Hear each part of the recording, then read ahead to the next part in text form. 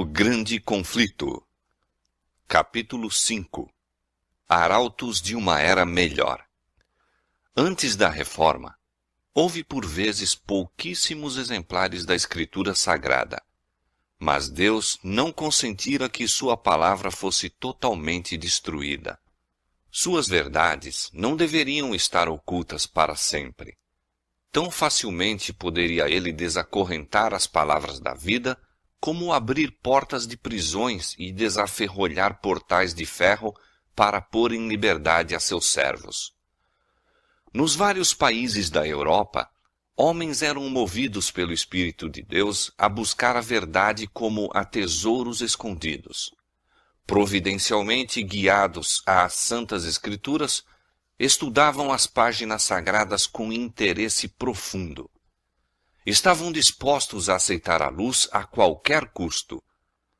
Posto que não vissem todas as coisas claramente, puderam divisar muitas verdades havia muito sepultadas.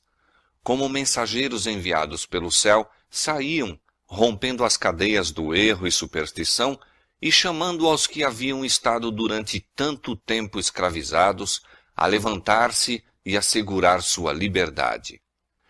Com exceção do que se passava entre os valdenses, a palavra de Deus estivera durante séculos encerrada em línguas apenas conhecidas pelos eruditos. Chegara, porém, o tempo para que as Escrituras fossem traduzidas e entregues ao povo dos vários países em sua língua materna. Passara para o mundo a meia-noite. As horas de trevas estavam a esvair-se e em muitas terras apareciam indícios da aurora a despontar. No século XIX, surgiu na Inglaterra um homem que devia ser considerado a estrela da manhã da Reforma. João Wycliffe foi o arauto da Reforma não somente para a Inglaterra, mas para toda a cristandade. O grande protesto contra Roma que lhe foi dado proferir jamais deveria silenciar. Aquele protesto abriu a luta de que deveria resultar a emancipação de indivíduos, igrejas e nações. Wycliffe recebeu educação liberal, e para ele o temor do Senhor era o princípio da sabedoria. No colégio, se distinguira pela fervorosa piedade, bem como por seus notáveis talentos e perfeito preparo escolar. Em sua sede de saber, procurava familiarizar-se com todo o ramo de conhecimento. Foi educado na filosofia escolástica, nos cânones da Igreja e na lei civil, especialmente a de seu próprio país. Em seus trabalhos subsequentes, evidenciou-se o valor destes primeiros estudos. Um conhecimento proficiente da filosofia especulativa de seu tempo habilitou-o a expor os erros dela, e, mediante o estudo das leis civis e eclesiásticas, preparou-se para entrar na grande luta pela liberdade civil e religiosa.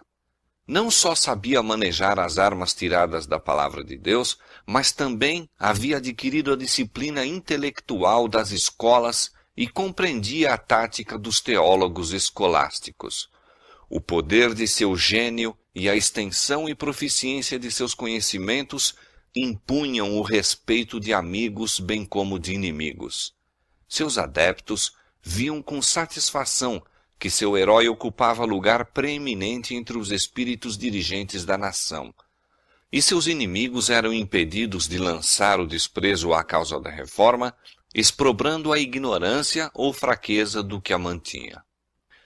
Quando ainda no colégio, Wycliffe passou a estudar as Escrituras Sagradas. Naqueles primitivos tempos em que a Bíblia existia apenas nas línguas antigas, os eruditos estavam habilitados a encontrar o caminho para a fonte da verdade, o qual se achava fechado às classes incultas.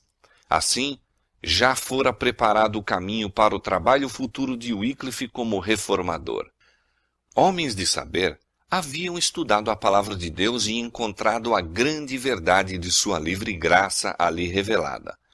Em seus ensinos, tinham disseminado o conhecimento desta verdade e levado outros a volver às Sagradas Escrituras. Quando a atenção de Wycliffe se volveu às Escrituras, passou a pesquisá-las com a mesma proficiência que o havia habilitado a assenhorear-se da instrução das escolas.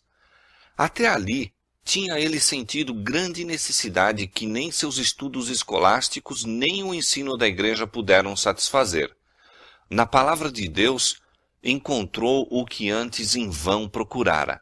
Ali, viu revelado o plano da salvação e Cristo apresentado como único advogado do homem. Entregou-se ao serviço de Cristo e decidiu-se a proclamar as verdades que havia descoberto. Semelhante aos reformadores posteriores, Wycliffe não previu, ao iniciar a sua obra, até onde ela o levaria. Não se opôs deliberadamente a Roma. A dedicação à verdade, porém, não poderia senão levá-lo a conflito com a falsidade. Quanto mais claramente discernia os erros do papado, mais fervorosamente apresentava os ensinos da Escritura Sagrada. Via que Roma abandonara a palavra de Deus pela tradição humana. Destemidamente, acusava o sacerdócio de haver banido as Escrituras e exigia que a Bíblia fosse devolvida ao povo e de novo estabelecida sua autoridade na Igreja. Wycliffe era ensinador hábil e ardoroso, eloquente pregador, e sua vida diária era uma demonstração das verdades que pregava. O conhecimento das Escrituras, a força de seu raciocínio, a pureza de sua vida e sua coragem e integridade inflexíveis conquistaram-lhe geral estima e confiança. Muitas pessoas se tinham tornado descontentes com sua fé anterior ao verem a iniquidade que prevalecia na Igreja de Roma e saudaram com incontida alegria as verdades expostas por Wycliffe. Mas os dirigentes papais encheram-se de raiva quando perceberam que este reformador conquistava maior influência do que a deles mesmos. Wycliffe era perspicaz descobridor de erros e atacou destemidamente muitos dos abusos sancionados pela autoridade de Roma.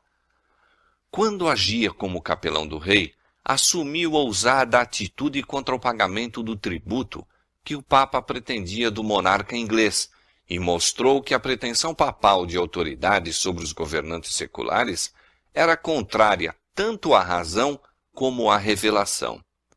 As exigências do Papa tinham excitado grande indignação e os ensinos de Wycliffe exerceram influência sobre o espírito dos dirigentes do país. O rei e os nobres uniram-se em negar as pretensões do pontífice à autoridade temporal e na recusa do pagamento do tributo. Destarte, um golpe eficaz foi desferido contra a supremacia papal na Inglaterra. Outro mal contra que o reformador sustentou longa e resoluta batalha foi a instituição das ordens dos frades mendicantes. Estes frades enxameavam na Inglaterra, lançando uma nódoa à grandeza e prosperidade da nação. A indústria, a educação, a moral, tudo sentia influência debilitante. A vida de ociosidade e mendicidade dos monges não só era grande escoadouro dos recursos do povo, mas lançava o desdém ao trabalho útil. A juventude se desmoralizava e corrompia. Pela influência dos frades, muitos eram induzidos a entrar para o claustro e dedicar-se à vida monástica, e isto não só sem o consentimento dos pais, mas mesmo sem seu conhecimento e contra as suas ordens. Um dos primitivos padres da Igreja de Roma, insistindo sobre as exigências do monasticismo acima das obrigações do amor e dever filial, declarou: ainda que teu pai te encontrasse deitado diante de tua porta, chorando e lamentando, e tua mãe te mostrasse o corpo que te carregou e os seios que te nutriram, tê-los hás de pisar a pés e ir avante diretamente a Cristo. Por esta monstruosa desumanidade, como mais tarde Lutero a denominou, que cheira mais a lobo e a tirano do que a cristão ou homem, empedernia-se o coração dos filhos contra os pais. Assim, os dirigentes papais, como os fariseus de outrora, tornavam sem efeito o mandamento de Deus com a sua tradição. Assim se desolavam lares, e pais ficavam privados da companhia dos filhos e filhas. Mesmo os estudantes das universidades eram enganados pelas falsas representações dos monges e induzidos a unir-se às suas ordens. Muitos mais tarde se arrependiam desse passo, vendo que haviam prejudicado sua própria vida e causado tristeza aos pais. Mas, uma vez presos na armadilha, era-lhes impossível obter liberdade. Muitos pais, temendo a influência dos monges, recusavam-se a enviar os filhos às universidades. Houve assinalada redução do número de estudantes que frequentavam os grandes centros de ensino. As escolas feneciam e prevalecia a ignorância. O Papa conferira a esses monges a faculdade de ouvir confissões e conceder perdão. Isto se tornou fonte de grandes males. Inclinados a aumentar seus lucros, os frades estavam tão dispostos a conceder a absolvição que criminosos de todas as espécies a eles recorriam e, como resultado, aumentaram rapidamente os vícios mais detestáveis.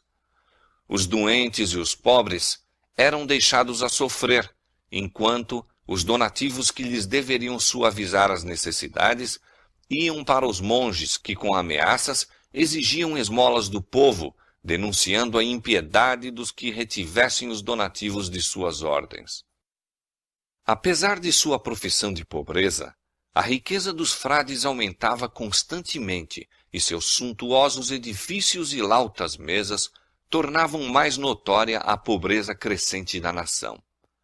E enquanto gastavam o tempo em luxo e prazeres, enviavam em seu lugar homens ignorantes que apenas podiam narrar histórias maravilhosas, lendas, pilhérias para divertir o povo e torná-lo ainda mais completamente iludido pelos monges.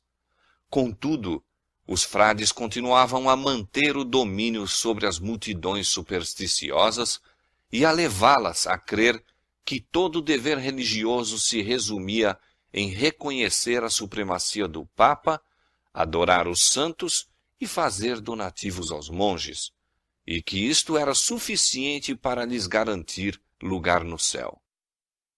Homens de saber e piedade haviam trabalhado em vão para efetuar uma reforma nessas ordens monásticas. Wycliffe, porém, com intuição mais clara, feriu o mal pela raiz, declarando que a própria organização era falsa e que deveria ser abolida. Despertavam-se discussões e indagações. Atravessando os monges o país, vendendo perdões para o Papa, muitos foram levados a duvidar da possibilidade de comprar perdão com dinheiro e suscitaram a questão se não deveriam antes buscar de Deus o perdão em vez de buscá-lo do pontífice de Roma. Não poucos se alarmavam com a capacidade dos frades, cuja avidez parecia nunca se satisfazer. Os monges e sacerdotes de Roma, diziam eles, estão nos comendo como um câncer. Deus nos deve livrar, ou o povo perecerá.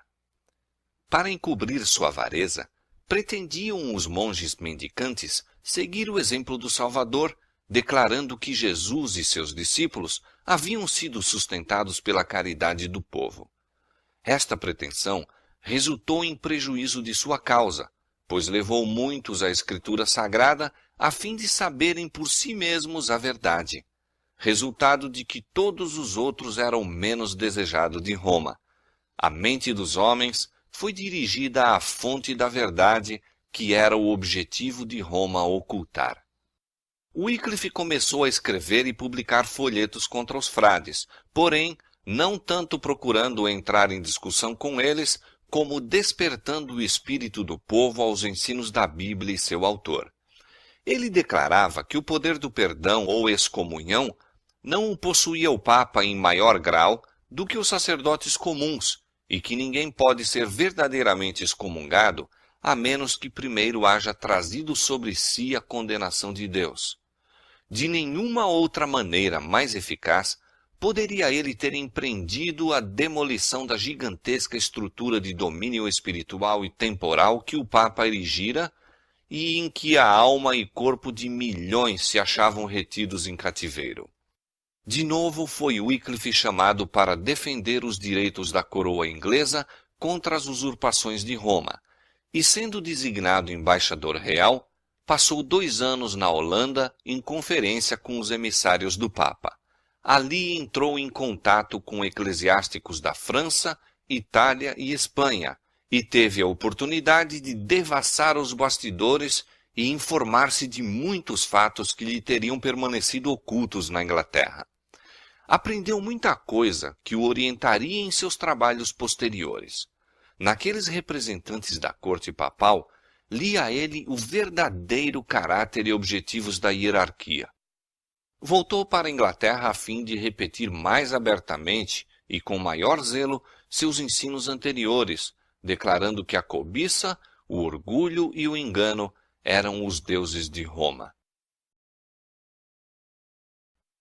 Num de seus folhetos, disse ele, falando do Papa e seus coletores: retiram de nosso país os meios de subsistência dos pobres e muitos milhares de marcos anualmente do dinheiro do rei para sacramentos e coisas espirituais, o que é a amaldiçoada heresia de simonia, e fazem com que toda a cristandade consinta nesta heresia e a mantenha.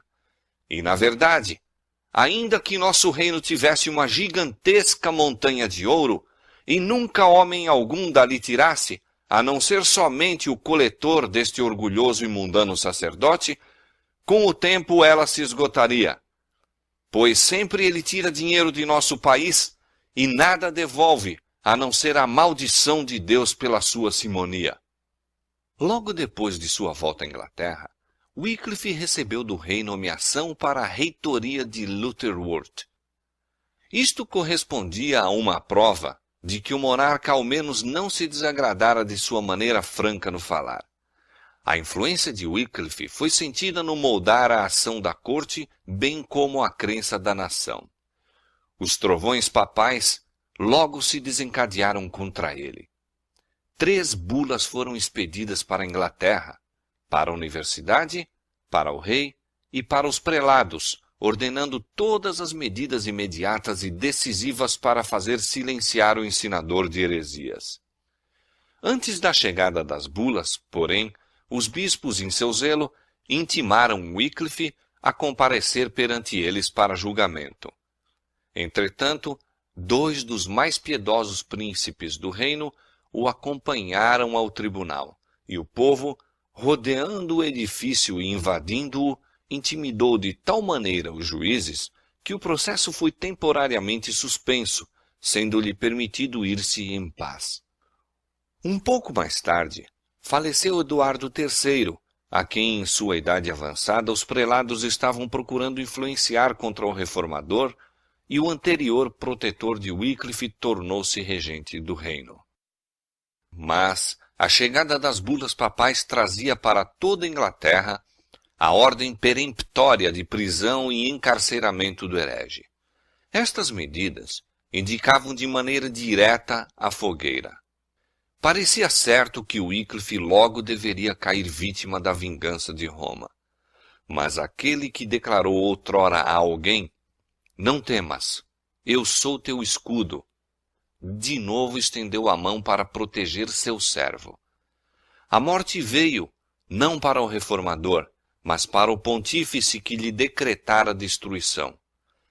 Gregório XI morreu, e dispersaram-se os eclesiásticos que se haviam reunido para o processo de Wycliffe. A providência de Deus encaminhou ainda mais os acontecimentos para dar oportunidade ao desenvolvimento da reforma. A morte de Gregório foi seguida da eleição de 2 papas rivais. 2 poderes em conflito, cada um em si dizendo infalível, exigiam agora obediência. Cada qual apelava para os fiéis a fim de o ajudarem a fazer guerra contra o outro, encarecendo suas exigências com terríveis anátemas contra os adversários e promessas de recompensas no céu aos que o apoiavam. Esta ocorrência enfraqueceu grandemente o poderio do papado. As facções rivais fizeram tudo o que podiam para atacar uma à outra, e durante algum tempo Wycliffe teve repouso. Anátemas e recriminações voavam de um papa a outro e derramavam-se torrentes de sangue para sustentar suas pretensões em conflito. Crimes e escândalos inundavam a igreja. Nesse ínterim, o reformador, no silencioso retiro de sua paróquia de Lutterworth, estava trabalhando diligentemente para, dos papas contendores, dirigir os homens a Jesus, o príncipe da paz. O cisma, com toda a contenda e corrupção que produziu, preparou o caminho para a reforma, habilitando o povo a ver o que o papado realmente era. Num folheto que publicou sobre o cisma dos papas, Wycliffe apelou para o povo a fim de que considerasse se esses dois sacerdotes estavam a falar a verdade ao condenarem um ao outro como o anticristo. Deus, disse ele, não mais quis consentir que o demônio reinasse em um único sacerdote tal, mas fez divisão entre dois, de modo que os homens, em nome de Cristo, possam mais facilmente vencê-los a ambos. Wycliffe, a exemplo de seu mestre, pregou o evangelho aos pobres. Não contente com espalhar a luz nos lares humildes em sua própria paróquia de Lutterworth, concluiu que ela deveria ser levada a todas as partes da Inglaterra. Para realizar isto, organizou um corpo de pregadores, homens simples e dedicados, que amavam a verdade e nada desejavam tanto como o propagá-la. Estes homens iam por toda a parte, ensinando nas praças, nas ruas, nas grandes cidades e nos atalhos do interior. Procuravam os idosos, os doentes e os pobres, e desvendavam-lhes as alegres novas da graça de Deus. Como professor de teologia em Oxford, Wycliffe pregou a palavra de Deus nos salões da universidade. Tão fielmente apresentava ele a verdade aos estudantes sob sua instrução, que recebeu o título de doutor do Evangelho. Mas a maior obra da vida de Wycliffe deveria ser a tradução das Escrituras para a língua inglesa. Num livro sobre a verdade e sentido das Escrituras, exprimiu a intenção de traduzir a Bíblia, de maneira que todos na Inglaterra pudessem ler, na língua materna, as maravilhosas obras de Deus. Subitamente, porém, interromperam-se as suas atividades. Posto que não tivesse ainda 60 anos de idade, o trabalho incessante, o estudo e os assaltos dos inimigos haviam posto à prova suas forças, tornando-o prematuramente velho. Foi atacado de perigosa enfermidade. A notícia disto proporcionou grande alegria aos frades. Pensavam então que se arrependeria amargamente do mal que tinha feito à igreja e precipitaram-se ao seu quarto para ouvir-lhe a confissão. Representantes das 4 ordens religiosas, com 4 oficiais civis, reuniram-se em redor do suposto moribundo. Tendes a morte em vossos lábios, diziam. Comovei-vos com as vossas faltas e retratai em nossa presença tudo o que disseste para ofensa nossa. O reformador ouviu em silêncio. Mandou então seu assistente levantá-lo no leito e, olhando fixadamente para eles, enquanto permaneciam esperando a retratação, naquela voz firme e forte, que tantas vezes os havia feito tremer, disse: Não hei de morrer, mas viver, e novamente denunciar as más ações dos frades. Espantados e confundidos, saíram os monges apressadamente do quarto. Cumpriram-se as palavras de Wycliffe. Viveu a fim de colocar nas mãos de seus compatriotas a mais poderosa de todas as armas contra Roma, isto é, dar-lhes a Escritura Sagrada, o meio indicado pelo céu para libertar, esclarecer e evangelizar o povo. Muitos e grandes obstáculos havia a vencer na realização dessa obra. Wycliffe achava sobrecarregado de enfermidades. Sabia que apenas poucos anos lhe restavam para o trabalho. Via a oposição que teria de enfrentar, mas, animado pelas promessas da palavra de Deus, foi avante sem intimidar-se de coisa alguma. Quando, em pleno vigor de suas capacidades intelectuais, rico em experiências, foi ele preservado e preparado por especial providência de Deus para esse trabalho, o maior por ele realizado. Enquanto a cristandade se envolvia em tumultos, o reformador, em sua reitoria de Lutherwurth, alheio à tempestade que fora esbravejava, dedicava-se à tarefa que escolhera. Concluiu-se, por fim, o trabalho. A primeira tradução inglesa que já se fizera da Escritura Sagrada. A palavra de Deus estava aberta para a Inglaterra. O reformador não temia agora prisão ou fogueira. Colocara nas mãos do povo inglês uma luz que jamais se extinguiria. Dando a Bíblia aos seus compatriotas, fizera mais no sentido de quebrar os grilhões da ignorância e do vício, mais para libertar e enobrecer seu país do que já se conseguira pelas mais brilhantes vitórias nos campos de batalha. Sendo ainda desconhecida a arte de imprimir, era unicamente por trabalho moroso e fatigante que se podiam multiplicar os exemplares da Escritura Sagrada. Tão grande era o interesse por se obter o livro, que muitos voluntariamente se empenharam na obra de o transcrever, mas era com dificuldade que os copistas podiam atender aos pedidos. Alguns dos mais ricos compradores desejavam a Bíblia toda, outros compravam apenas parte. Em muitos casos, várias famílias se uniam para comprar um exemplar. Assim, a Bíblia de Wycliffe logo teve acesso aos lares do povo. O apelo para a razão despertou os homens de sua submissão passiva aos dogmas papais. Wycliffe ensinava agora doutrinas distintivas do protestantismo, salvação pela fé em Cristo e a infalibilidade das Escrituras unicamente.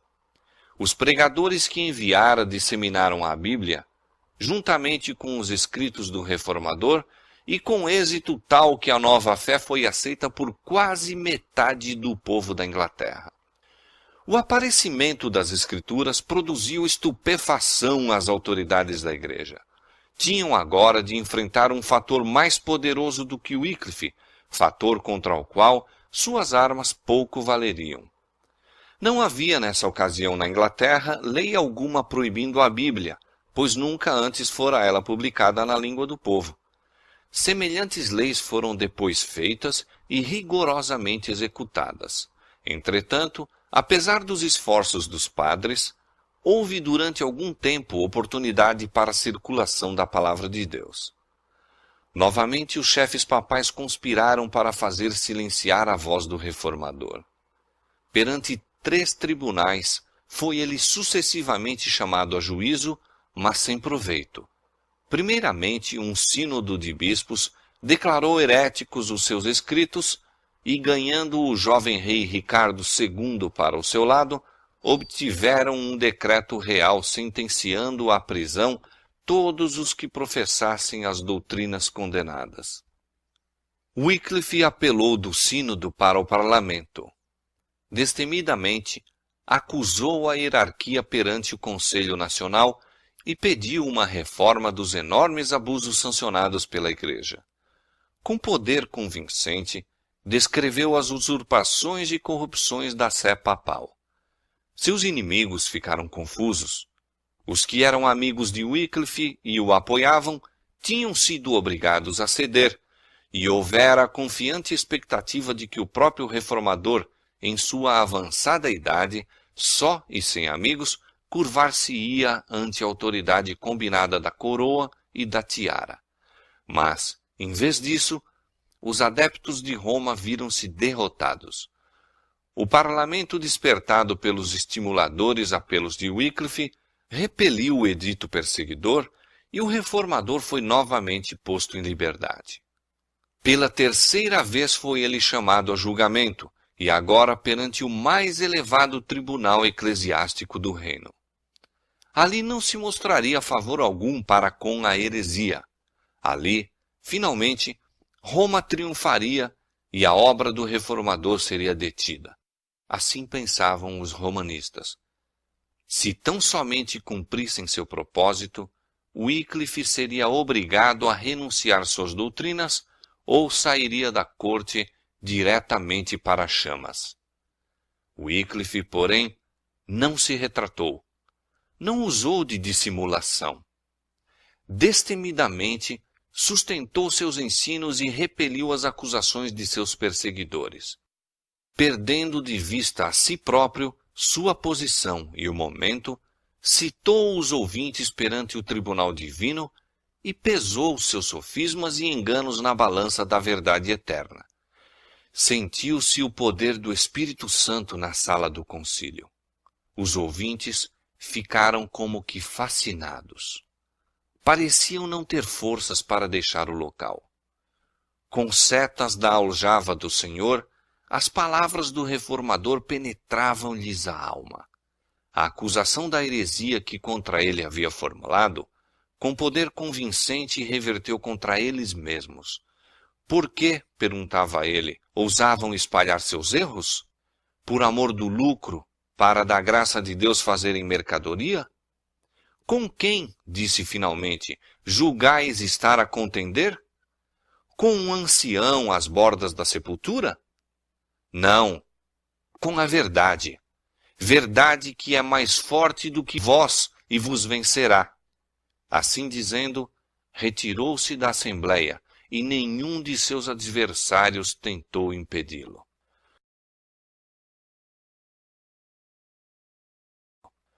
A obra de Wycliffe estava quase terminada. A bandeira da verdade que durante tanto tempo empunhara, logo se deveria cair da mão. Mas, uma vez mais, deveria ele dar testemunho do Evangelho. A verdade deveria ser proclamada do próprio reduto do reino do erro.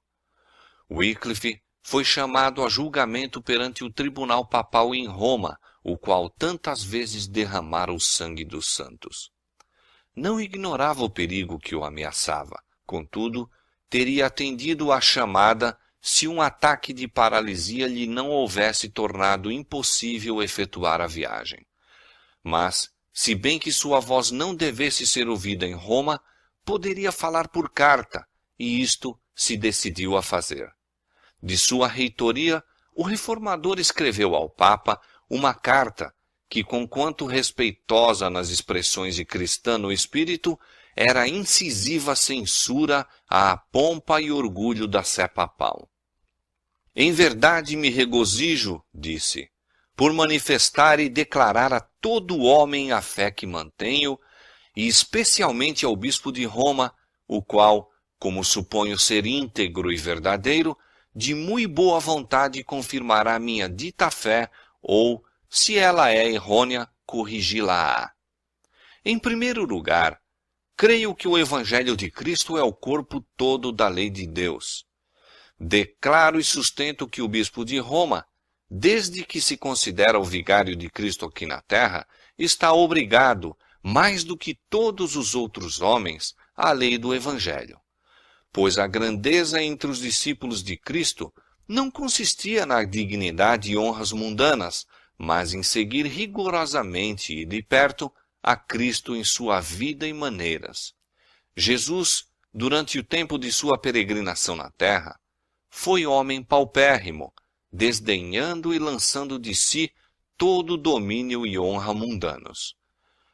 Nenhum homem fiel deveria seguir quer ao próprio Papa, quer a qualquer dos santos, a não ser nos pontos em que se seguirem ao Senhor Jesus Cristo, pois Pedro e os filhos de Zebedeu, desejando honras mundanas, contrárias ao seguimento dos passos de Cristo, erraram, e portanto nestes erros não devem ser seguidos. O Papa deve deixar ao poder secular todo o domínio e governo temporal, e neste sentido, exortar e persuadir eficazmente todo o clero, pois assim fez Cristo, especialmente por seus apóstolos. Por conseguinte, se errei em qualquer destes pontos, submeter-me-ei muito humildemente à correção, mesmo pela morte, se assim for necessário. E se eu pudesse agir segundo minha vontade ou desejo, certamente me apresentaria em pessoa perante o bispo de Roma.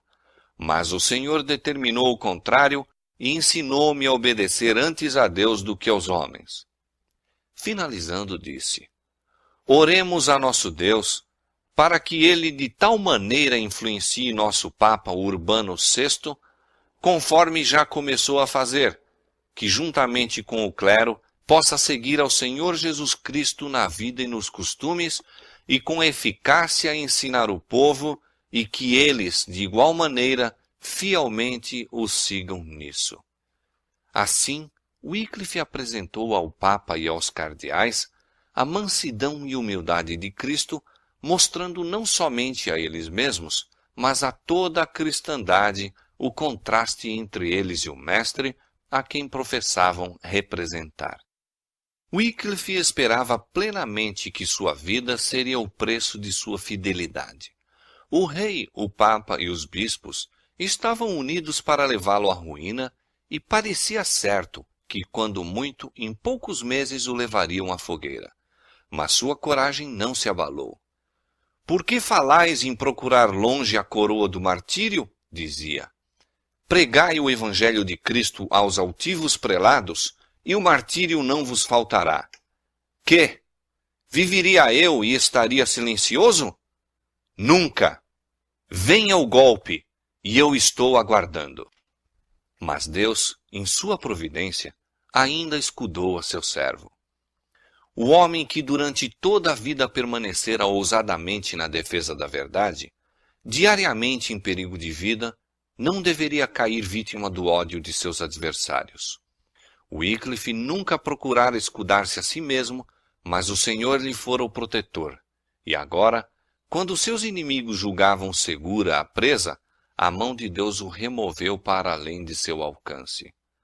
Em sua igreja em Lutterworth, na ocasião em que ia ministrar a comunhão, caiu atacado de paralisia e em pouco tempo rendeu a vida.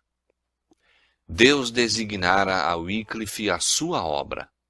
Pusera-lhe na boca a palavra da verdade e dispusera uma guarda a seu redor para que esta palavra pudesse ir ao povo.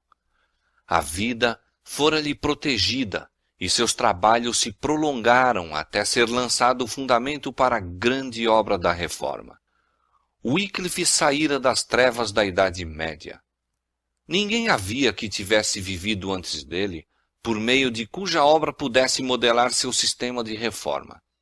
Suscitado como João Batista para cumprir uma missão especial, foi ele o arauto de uma nova era. Contudo, no sistema de verdades que apresentava, havia uma unidade e perfeição que os reformadores que o seguiram não excederam e que alguns não atingiram, mesmo 100 anos mais tarde. Tão amplo e profundo foi posto o fundamento, tão firme e verdadeiro o arcabouço, que não foi necessário serem reconstruídos pelos que depois dele vieram. O grande movimento inaugurado por Wycliffe, o qual deveria libertar a consciência e o intelecto e deixar livres as nações, durante tanto tempo jungidas ao carro triunfal de Roma, teve sua fonte na Escritura Sagrada. Ali se encontrava a origem da corrente de bem-aventurança, que, como a água da vida, tem manado durante gerações desde o século XIV. Wycliffe aceitava as Sagradas Escrituras com implícita fé, como a inspirada revelação da vontade de Deus, como suficiente regra de fé e prática. Fora educado de modo a considerar a Igreja de Roma como autoridade divina, infalível, e aceitar com indiscutível reverência os ensinos e costumes estabelecidos havia 1 milênio. Mas de tudo isto se desviou para ouvir a santa palavra de Deus. Esta era a autoridade que ele insistia com o povo para que reconhecesse. Em vez da Igreja falando pelo Papa, declarou ser a única verdadeira autoridade a voz de Deus falando por sua palavra. E não somente ensinava que a Bíblia é a perfeita revelação da vontade de Deus, mas que o Espírito Santo é o seu único intérprete e que todo homem, pelo estudo de seus ensinos, deve aprender por si próprio o dever. Desta maneira fazia volver o Espírito do Papa e da Igreja de Roma para a palavra de Deus. Wycliffe foi um dos maiores reformadores. Na amplidão de seu intelecto, clareza de pensamentos, firmeza em manter a verdade e ousadia para defendê-la, por poucos dos que após ele vieram foi igualado. Pureza de vida, incansável diligência no estudo e trabalho, incorruptível integridade, amor e fidelidade cristã no ministério caracterizaram o primeiro dos reformadores. E isto, apesar das trevas intelectuais e corrupção moral da época de que ele emergiu.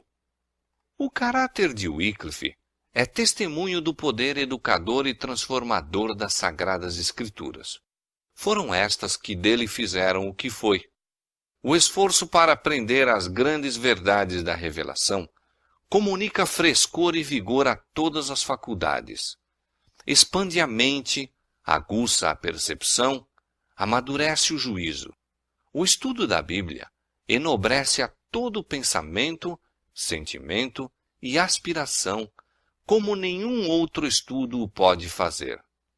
Dá estabilidade de propósitos, paciência, coragem e fortaleza. Aperfeiçoa o caráter e santifica a alma.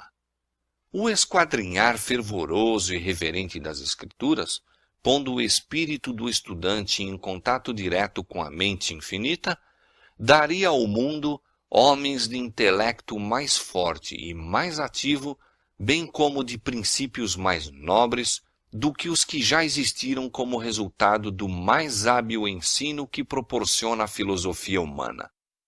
A exposição das tuas palavras dá luz, diz o salmista, dá entendimento aos simples. As doutrinas ensinadas por Wycliffe continuaram durante algum tempo a espalhar-se. Seus seguidores, conhecidos como Wycliffitas e Lollardos, não somente encheram a Inglaterra, mas espalharam-se em outros países, levando o conhecimento do Evangelho. Agora que seu guia fora tomado dentre os vivos, os pregadores trabalhavam com zelo maior do que antes e multidões se congregavam para ouvi-los. Alguns da nobreza e mesmo a esposa do rei se encontravam entre os conversos. Em muitos lugares houve assinalada reforma dos costumes do povo e os símbolos do catolicismo foram removidos das igrejas. Logo, porém, a impiedosa tempestade da perseguição irrompeu sobre os que haviam ousado aceitar a Escritura Sagrada como guia. Os monarcas ingleses, ávidos de aumentar seu poder mediante o apoio de Roma, não hesitaram em sacrificar os reformadores. Pela primeira vez na história da Inglaterra, a fogueira foi decretada contra os discípulos do Evangelho. Martírios sucederam a martírios. Os defensores da verdade, proscritos e torturados, podiam tão somente elevar seus clamores ao ouvido do Senhor dos Exércitos.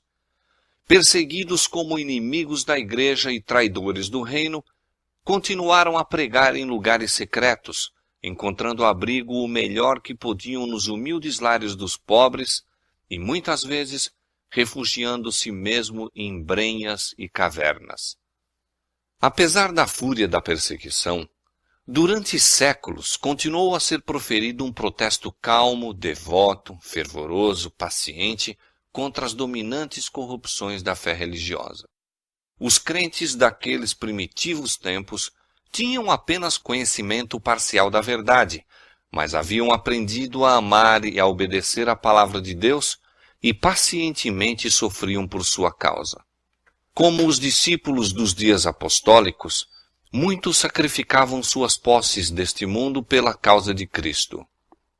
Aqueles a quem era permitido permanecer em casa, abrigavam alegremente os irmãos banidos, e quando eles também eram expulsos, animosamente aceitavam a sorte dos proscritos. Milhares, é verdade, aterrorizados pela fúria dos perseguidores, compravam a liberdade com sacrifício da fé e saíam das prisões vestidos com a roupa dos penitentes, a fim de publicar sua renúncia. Mas não foi pequeno o número, e entre estes havia homens de nascimento nobre, bem como humildes e obscuros, dos que deram destemido testemunho da verdade nos cubículos dos cárceres, nas torres dos lolardos e em meio de tortura e chamas, regozijando-se de que tivessem sido considerados dignos de conhecer a comunicação de suas aflições. Os romanistas não haviam conseguido executar sua vontade em relação a Wycliffe durante a vida deste, e seu ódio não se satisfez enquanto o corpo do reformador repousasse em sossego na sepultura. Por decreto do Concílio de Constança, mais de 40 anos depois de sua morte, seus ossos foram exumados e publicamente queimados, e as cinzas lançadas em um riacho vizinho. Esse riacho, diz antigo escritor, levou suas cinzas para o Avon para o Severn para os pequenos mares, e estes para o grande oceano. E assim, as cinzas de Wycliffe são o emblema de sua doutrina, que hoje está espalhada pelo mundo inteiro. Pouco imaginaram os inimigos a significação de seu ato perverso. Foi mediante os escritos de Wycliffe que João Hus, da Boêmia, foi levado a renunciar a muitos erros do catolicismo e entrar na obra da Reforma. E assim é que nesses dois países tão grandemente separados foi lançada a semente da verdade. Da Boêmia, a obra estendeu-se para outras terras. O espírito dos homens foi dirigido para a palavra de Deus, havia tanto esquecida. A mão divina estava a preparar o caminho para a grande reforma.